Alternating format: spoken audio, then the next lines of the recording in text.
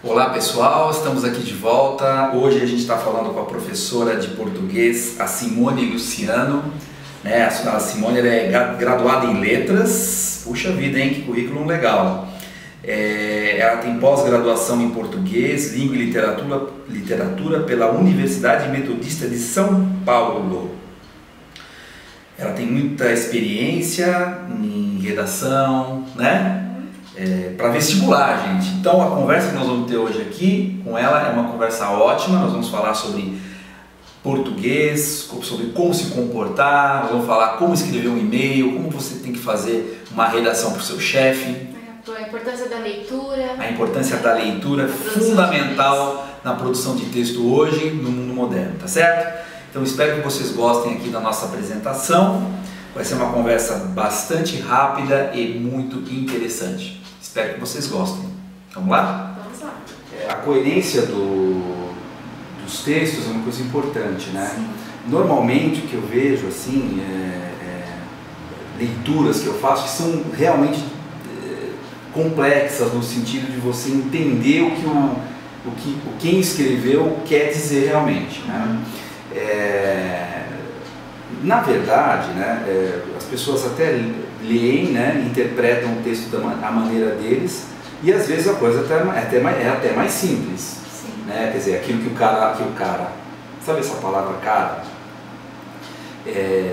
Uma vez eu usei essa palavra de maneira errada num ambiente formal de trabalho. O que você acha de usar essas palavras aqui, só fazendo um parênteses na nossa conversa? Podia ter custado o seu emprego. Poderia, né?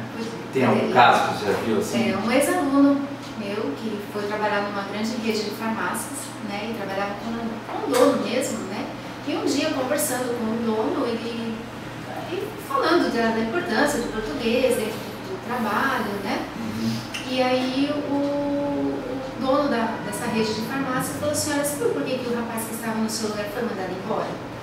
Aí ele disse que não. Ele falou: porque ele me chamou de cara. Na hora ele foi demitido. Aí esse meu aluno falou: olha, na hora eu lembrei de você, professora. Eu falei: mas por quê?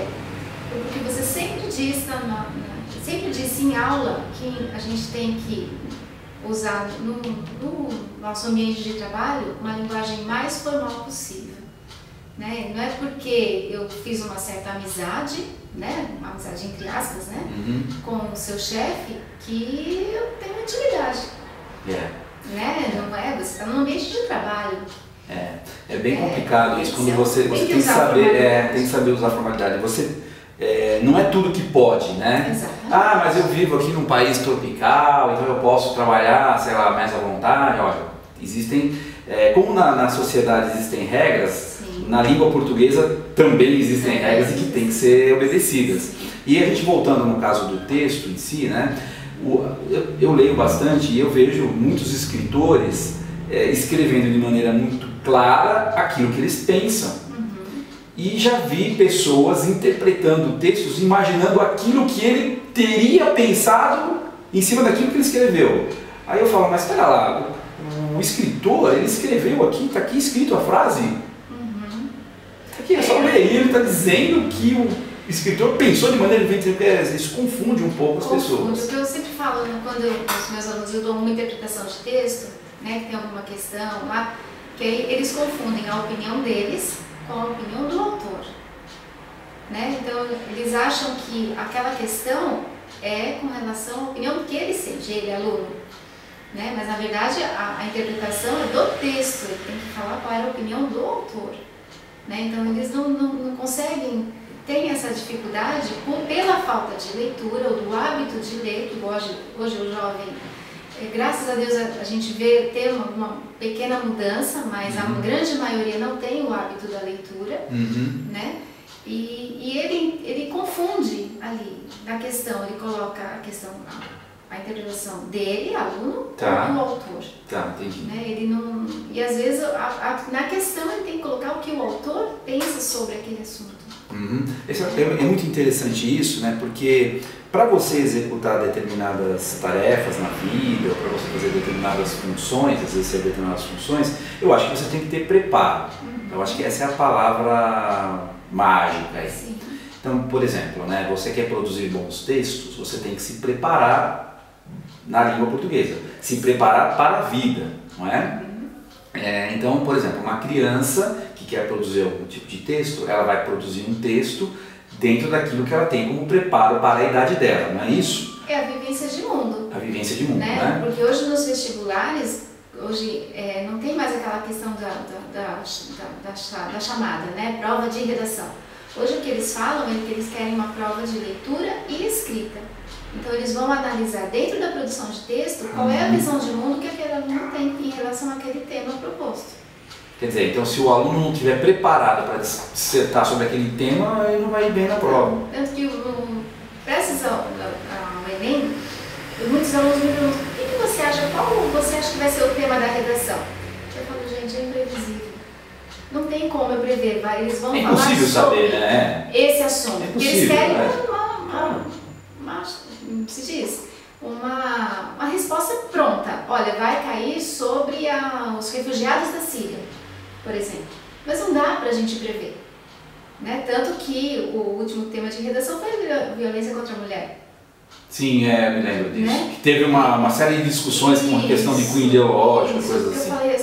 Eu sempre falo para eles assim, não dá para prever, porque eles querem ver a sua visão de mundo, querem saber o que você sabe. Tá, agora, a sua opinião pessoal numa redação como essa, né? Quer dizer, eu tenho minha opinião pessoal sobre esse assunto.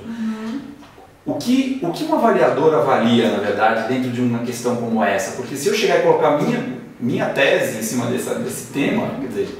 É válido, tanto que tanto nas questões de vestibulares quanto na questão de Enem, na hora da correção, ele tem um item lá que fala, você pode colocar a sua opinião, né, dependendo do tipo, do gênero textual que foi solicitado, porque hoje não se pede só dissertação, né, eu tenho casos de vestibulares que foi pedido para fazer um discurso de formatura, numa redação, por exemplo.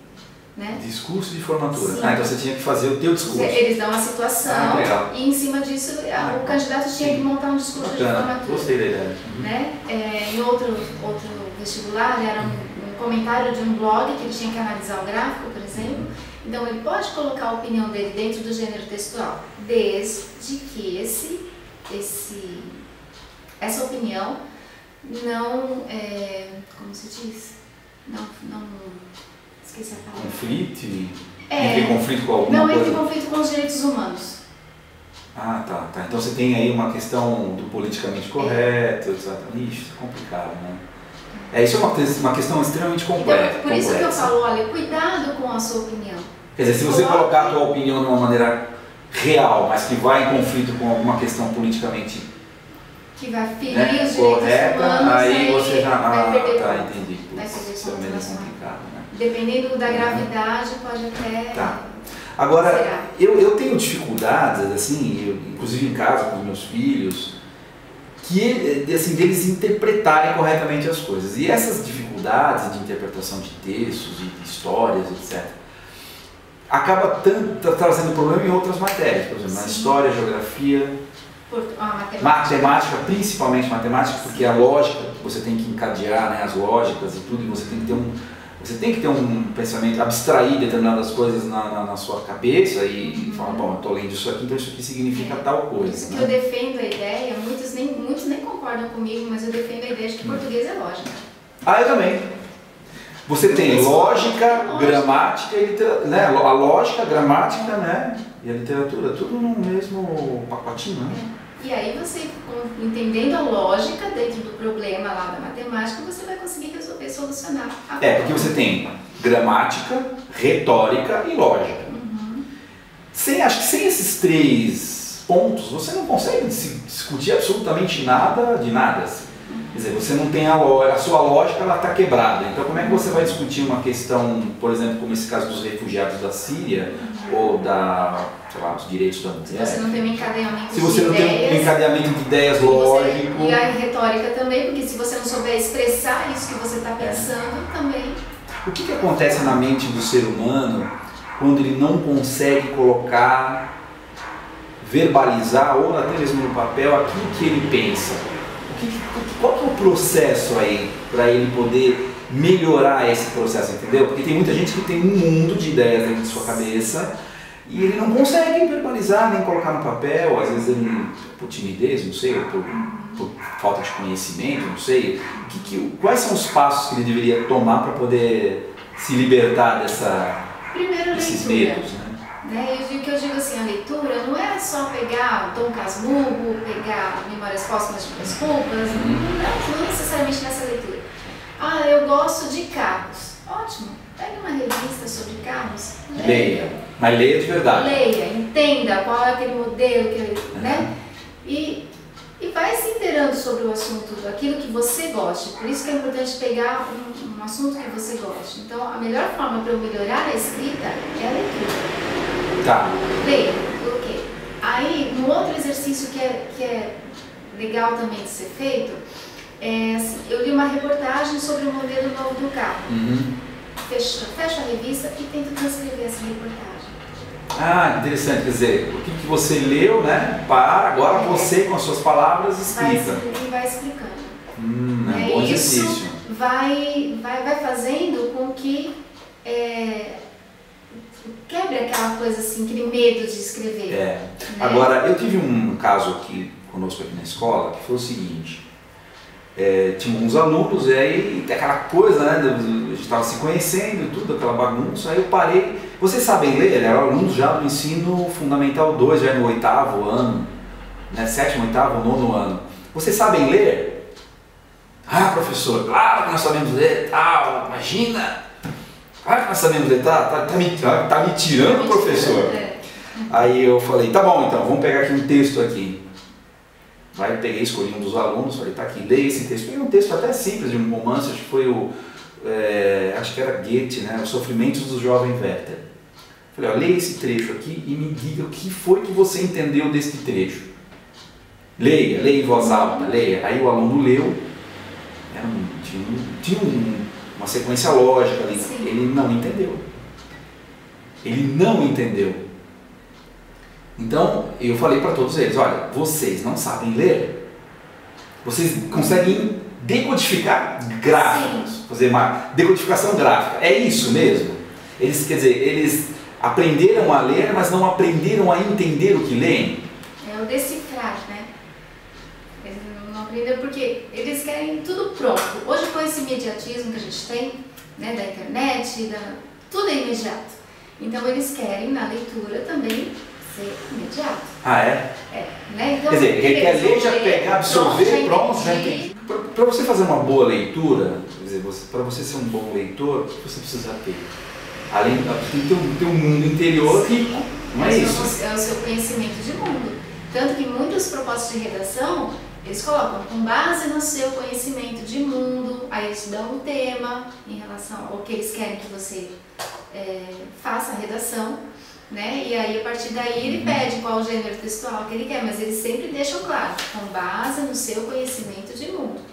Quer dizer, um bom leitor é aquele que se conhece, né, que tem um autoconhecimento e também conhece o mundo que está ao seu redor, não é isso? Está antenado, né, como eles dizem, está antenado com o que está acontecendo. E aí ele tem que saber vincular esse conhecimento dele com a proposta que está sendo pedida. Eu vejo também, né, que se a pessoa também não conhece a sua língua mãe, ela tem uma dificuldade imensa em outras línguas também, não tem? Ou você acha que isso é um mito? Não, porque você tem que saber a sua língua para poder aprender outras línguas, né? Para poder saber relacionar, né, as outras línguas com a sua. Tudo é uma estrutura, né? É uma estrutura que você tem que ter para poder se comunicar. Né? A gente tem aqui assim, no programa do treinamento, né, uma coisa interessante que a gente está vendo aqui, quer dizer, a questão da linguagem formal e informal que a gente comentou aqui, né, a oralidade, né? O que seria a oralidade? Você evitar certos vícios de linguagem, o né, aquelas pausas muito grandes, né, que quando eu acabei de usar um né. A gente usa na maneira coloquial, mas né? De uma maneira coloquial, mas em determinadas situações. E como é que você poderia substituir esse né por que tipo de expressão? Nenhuma? Não, porque esse né é um vício de linguagem, né? Então é tentar tirar isso da sua oralidade. Que aí você melhora a sua retórica, você melhora o seu discurso sem tantos vícios. Eu concordo e faço aqui a minha culpa, né? Eu uso bastante esse esses vícios de linguagem, muletas, assim, das mais diversas, né, na minha oralidade. Isso eu preciso melhorar bastante também. A língua é muito importante, né, acho que nos dias atuais. Primeiro, para você se comunicar de maneira profissional com as pessoas, né? Com certeza. Onde você tem hoje uma competição enorme, não é isso? Agora, como é que essas outras pessoas veriam uma pessoa que já está preparada dentro dessa linguagem informal, formal, nessa oralidade correta, né? Ela é vista como pedante, por exemplo? Seria vista como pedante? Não, eu acredito que é a postura da pessoa. A pessoa que tem conhecimento do que é formal, do que é informal, ela vai se portar diferente nas situações. Interessante. Então a própria postura da pessoa já vai mostrar olha, isso, né? Essa pessoa aqui sabe o que está falando. Aquela lá já não... E isso pode fazer com que você galgue alguns degraus na sua carreira ou faz com que você vá para trás, né? Exatamente. Isso é importantíssimo. E a questão da ambiguidade? Entra na clareza do texto, né? Porque dependendo de como eu vou colocar, eu ensei de uma forma, você vai ler aquilo, pode entender outra. Então seu texto está ambíguo. É complicado, porque às vezes na oralidade também a pessoa é ambígua, né? Sim. Né? É isso? Então, quer dizer, a ambiguidade, você tem que prestar muita atenção também na tua retórica, né? Sim, e aí é onde eu vou eliminar essa ambiguidade. O uso correto dos pronomes relativos, que é aquele pronome que retoma um termo que foi dito anterior. Vai, dá um exemplo para mim. O livro que está na biblioteca, então esse que está retomando o livro, então ele é um pronome relativo. Sim. Né? Esse que, por ele estar retomando o livro, ele tem que estar próximo ao livro, ao termo livro, porque se ele estiver deslocado, se ele estiver longe do termo livro, ele vai dar ambiguidade no texto. Entendi. Quer dizer... Então esse é das soluções que eu resolveria a ambiguidade, né? Aí teria... Por isso que a gramática é uma coisa importante. Você tem todas as ferramentas necessárias para você melhorar a tua oralidade, a tua retórica. Sim. Né? E aí muitos alunos colocam assim, mas por que eu tenho que estudar uma oração subordinada adverbial condicional? Condicional, causal. Tudo bem. Onde eu vou usar isso? Analisando frase? Nunca. Mas você tem que saber a estrutura daquela oração, daquele período, porque a hora que você for colocar essa oração, esse período dentro do seu texto, você vai dar a ideia daquilo que você quer expressar. Então você precisa saber como se compõe a estrutura daquele período para você poder saber utilizá-lo no seu texto. Eu recebi um e-mail de uma amiga muito querida que falava disso. Hoje ainda não usei uma oração subordinada, objetiva, direta, não sei o que, substantivo, objetiva, direta. Substantivo, objetiva, direta. Não sei se você chegou a ver isso, né? Uma figurinha e tal. Eu falei... Aí eu brinquei com ela, fui na internet, busquei a resposta, falei, olha, me deu uma frase já com essa formação, né? Entende? Mas é interessante porque, na verdade, a gente até fala dessa maneira, mas não sabe que está usando essas ferramentas, né? Não. Quer dizer, usou sim, só que você não sabe, né, que você usou. Mas é por isso que no ensino fundamental, no médio, nós estudamos essa estrutura para que fique uma coisa automática. Sim. Né? Na hora que mas se você não sabe que esta ferramenta existe, na hora de você escrever, você pode passar uma ideia errada daquela ideia que você tem na sua cabeça. Porque para você pode até fazer sentido aquilo que você escreveu, mas para quem vai ler, não. Por isso que eu sempre recomendo assim, escreveu sua redação? Escrevi. Fez um rascunho? Fiz. Porque muitos também querem psicografar, né? Eles escrevem, pronto, professora, está aqui. Eu falei, não, volta lá, lê o que você escreveu, corrige. Mas como que eu vou corrigir? Você vai ler, você vai ver se está de acordo com o que você pensou. Mas eu não sei fazer isso, então dá para o seu colega ler. Se ele te explicar daquilo que da tua ideia, pode ficar feliz. Entendeu? Entendi, legal, você quis falar sobre isso, ótimo, então seu texto está bom, passa a link e me entrega. Perfeito. Porque a melhor coisa para eu saber se eu estou sendo claro ou não, é dar para alguém ler o que eu escrevi. Eu faço isso normalmente, não é spoiler com as coisas que eu escrevo, mas é pelo menos um filtro, né? Porque eu não entendi nada que você escreveu aqui, ó, tem um monte de erro. Mas pelo menos, claro, que a pessoa que vai ler não é um especialista, não é um professor de português, que vai te falar, olha, tá errado aqui, aqui, aqui. mas ele já vai te dar algumas dicas de onde você pode melhorar. Exatamente, isso é muito importante. Esses feedbacks são importantes na hora da escrita, inclusive da leitura, né? Porque olha, eu não entendi o que eu li aqui, você entendeu? Porque às vezes o ponto de vista de uma outra pessoa, enfim, a experiência de vida. O meu filho faz isso comigo. Pai, olha, estou trazendo uma coisa aí para você que eu não entendi. Então, é claro que com a experiência que você tem, você consegue orientá-lo de maneira mais adequada com aquele exercício que a professora está pedindo e tudo mais. Mas eu ainda vejo, né, que a gente tem muitos problemas, né? Por exemplo, nos escritórios da vida, né? Você escreveu um e-mail com uma vírgula no lugar errado, você vai dar a ideia, né, de que é para você incrementar a produção, mas aí a pessoa que leu, ela não é para incrementar, né? É para cortar a produção. Quer dizer, a posição de uma vírgula pode mudar todo um sentido, tudo numa frase. Um sinal de pontuação é importantíssimo.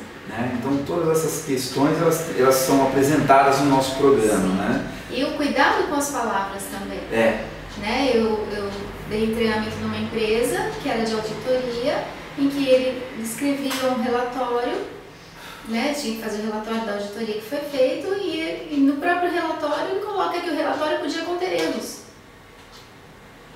Olha, é relatório que estou entregando, mas contém alguns erros de português, prestem atenção, porque pode ter algum erro de português. Isso é meio estranho, né? Podem conter erros, peraí. Se é uma empresa que tem que sanar, apontar os erros, como é que eu posso ter erro? Né? Então aí entra também o duplo sentido, a ambiguidade, a questão da clareza. E a concordância verbal, nominal? Eu acho isso muito importante, porque o que tem de pessoas, eu já li coisas assim, de pessoas assim que eu considerava sabedoras do assunto e estava errado. E eu falei, será que sou eu que estou errado? Aí eu fui lá procurar, será que sou eu ou não? Aí eu vi que a pessoa tinha errado realmente a concordância. Eu falei, ai. Eu vi, sabe onde eu vejo muito erros de português? Dentro do elevador, naqueles informativos do condomínio. Ah, Deus Pai, isso aqui que é aquilo. Não sei se você já percebeu isso. Eu não moro em então, prédio, né? Então, se você frequentar prédio, preste atenção no dia que você frequentar num prédio, você é professora, tudo você vai ver. Eu às vezes falo, caramba, né? Realmente o pessoal precisa melhorar um pouquinho a sua redação, né? Pontuação, também, concordância. A importância, a concordância também, a gente volta lá na coerência, né?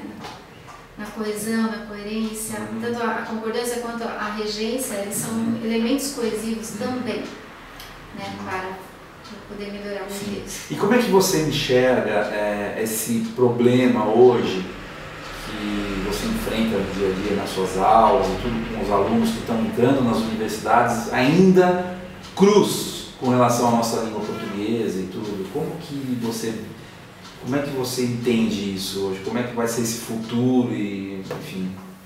Aquela questão, nós damos as ferramentas na escola, né? Eu apresento as regras, como eu tenho que utilizar, tudo, só que ele também tem que fazer a parte dele, em buscar melhorar, em buscar saber aplicar corretamente, né? Porque se ele não tiver esse recurso dentro dele, ele não vai ser um bom profissional em relação à questão da escrita, ele não vai saber se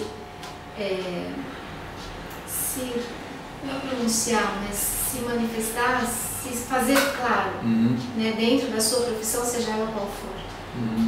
Eu tive muitos problemas com relação a isso, em reuniões, né, que a gente fazia com clientes e tudo mais, e a vida inteira, né, eu trabalhei com vendas e essa área comercial, então você lida muito, né, com diferentes tipos de cultura, de pessoas, com nível cultural, e é bem complicado quando você encontra um interlocutor que ele não está alinhado com aquele grau de conhecimento que você precisa ter para poder ter uma conversa que vai fluir para um próximo passo de fechar um negócio. Pode até prejudicar o que ele está vendendo ou o que ele está propondo, apresentando.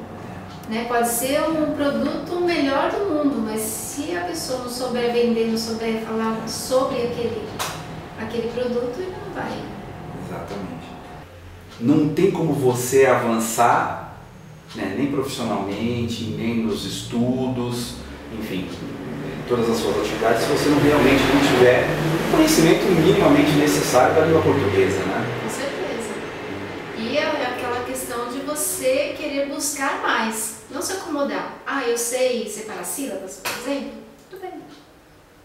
Acabou já, né? Acabou. Agora já estou formado aqui em linguística, né? Agora já estou 100% formado. Existem outras coisas que você pode aprender, pode melhorar o seu texto, outras dicas, né? O mais importante que eu vejo é a formação das pessoas. Né? Nós precisamos formar pessoas, as pessoas precisam se formar, na verdade. Se formar não é só tirar o diploma. Sim, eu diria melhor que as pessoas precisam se reciclar. Que eu costumo levar para mim assim, se você não se reciclar, vem outro e toma o seu lugar. Você tem que estar sempre se preparando para realmente enfrentar os desafios. Não esperar acontecer. Você só vai ganhar a promoção se você melhorar a sua redação. Melhora a sua redação que a promoção vem. Né? Não precisa esperar. Exatamente. Então, isso eu chamo de formação, isso eu chamo de preparo. Né? O preparo, ele está intimamente ligado a estudar. E, na verdade, estudar não é você entrar dentro de uma sala de aula com 50 alunos, sentar ali no meio de todo mundo e ver a professora falar. Né? Estudar é você ir atrás daquilo que você realmente entende que seja útil para você e necessário. Com certeza. Então, quando você se propõe a isso, você está se formando, você está formando um ser interior que vai estar preparado para enfrentar os desafios do mundo moderno, né? Que são desafios nada fáceis, certo? Então é isso, né? Eu tenho aqui algumas dicas de livros, né, que eu queria passar, inclusive para quem quiser estudar um pouco mais sobre esse assunto. Um deles é Como Ler um Livro. Tá? Esse Como Ler um Livro, ele ensina o aluno a ler. Né? Porque ler não é simplesmente pegar aqui, eu tenho esse livro aqui, eu vou abrir e vou ficar lendo ele inteiro. Um livro desse aqui, por exemplo, que é o Trivium, né? Eu vou demorar anos para ler ele de acordo. E você não vai fazer uma leitura superficial. Não, isso aqui é um livro profundo. Você tem que ler, entender aquilo que você leu naquele parágrafo, pegar aquela ideia-chave, digerir isso. Né, para depois você ir aproveitar a leitura que você fez, porque senão... Exatamente. Então, vocês podem procurar no Google, você acha lá rapidinho, né? Como ler um livro, né? Eu não me lembro o nome do autor agora, mas tem lá, Como Ler um Livro. Se eu não me engano, eu acho que é desta mesma editora aqui, né? Que é a editora Realizações, da Realizações Editora. E tem esse aqui que eu recomendo para professores de português, chama O Trivium, né? Que é As Artes Liberais, da Lógica, da Gramática e da Retórica. Porque estudar, na verdade, não é assim, a Brasil, a pátria educadora, todo mundo tem direito a estudar, vamos todos para a escola, que lindo, não é isso. Na verdade, você tem o dever. Estudar é o seu dever, não é o seu direito. Né? Então, mas eu tenho o direito de ir para a escola. Tudo bem, o teu direito está resguardado pela Constituição brasileira. Mas você tem o dever de estudar. O que é o dever de estudar? É você ir para a escola e falar, eu vou aprender essa matéria. Para não deixar ninguém me manipular. Para não deixar ninguém me manipular. Eu preciso entender a realidade tal qual ela é. Eu não posso ser enganado por historinhas e por falsetes. Eu preciso Mais entender... um motivo da gente entender a retórica, porque aí eu vou saber qual é o artifício que aquele determinado político ou aquela determinada pessoa está querendo fazer com que eu acredite naquela ideia. Sim, com certeza. Então, se você vai... Eu vou saber discernir aquilo que ele está falando. Isso é bom para mim, não, isso não é bom para mim. Se a matemática não deixa as pessoas roubarem você, o português não deixa te enganar. Com certeza. Né? Então, acho que é isso que é o mais importante. Então, o Trivium, também da mesma editora, né? É da irmã Miriam Joseph, da editora Realizações, é o Trivium que vai falar sobre a lógica, a gramática e a retórica. É um livro pesado, mas é muito interessante. Porque ensina você a conectar as coisas, né? O que a lógica tem a ver com a gramática, o que tem a ver com a retórica, né? Então, são ferramentas que ela te apresenta para que você se prepare para uma vida intelectual ou coisas do tipo. Né? Mas a vida intelectual, mas realmente é importante. Todas as pessoas deveriam estudar para serem intelectuais, né? Serem pessoas que entendam, pelo menos, aquilo que leem, aquilo que falam, né? Que a coerência das coisas, normalmente o ser humano tem... muito incoerente, então para você manter uma certa coerência na tua vida, você tem que realmente estudar profundamente. Tá? Então foi um papo muito bom. E quem quiser saber mais sobre o nosso curso de treinamento em língua portuguesa, eu vou deixar aqui na descrição do vídeo. As pessoas que quiserem acessar aqui nossa escola, entrar em contato com a gente, vai ter lá os e-mails para ter mais informações sobre esse curso, que é sensacional, né? Eu acredito que quem fizer o curso não vai ter mais problema em fazer PowerPoint, escrever e-mail, mandar, vai ter medo para mandar e-mail para o chefe, né? Vou mandar esse e-mail para o chefe agora. Todas as ferramentas. Todas as ferramentas para que ele tenha uma redação coerente com aquilo que ele quer passar com relação às ideias que ele tem. Tá certo? Muito obrigado, valeu. Obrigada. Espero receber você aqui mais vezes para a gente conversar. Vamos falar sobre assuntos, né, mais específicos, né, alguma coisa relacionada com a gramática, então com a redação do Enem. Sim. A gente pode dar mais dicas para os alunos. E a gente vai voltar aqui numa hora vindoura aí para a gente poder falar mais sobre esses assuntos, tá bom? Obrigado. Eu que Valeu. agradeço. Foi legal, né? Foi sim.